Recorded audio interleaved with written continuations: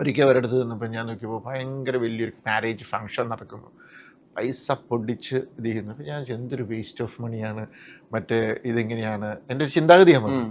അതാണ് എന്തിനാണ് പൈസ ഇങ്ങനെ ഇത് ചെയ്യുന്നത്, ഇങ്ങനെ പാവങ്ങൾക്ക് കൊടുത്തുകൂടെ എന്നൊക്കെ പറഞ്ഞ ഒരു പ്രായത്തിൽ. അപ്പോൾ എൻ്റെ സൈഡിൽ നിന്ന് ഒരാൾ, എൻ്റെ വളരെ വേണ്ടപ്പെട്ട ഒരാളാണ്. പുള്ളി എന്നോട് പറഞ്ഞു, ജിത്തു അതിനകത്തൊരു ചെറിയ പ്രശ്നമുണ്ട്, വെറുതെ കൊടുക്കുന്ന പൈസയ്ക്ക് വാല്യൂ ഇല്ല.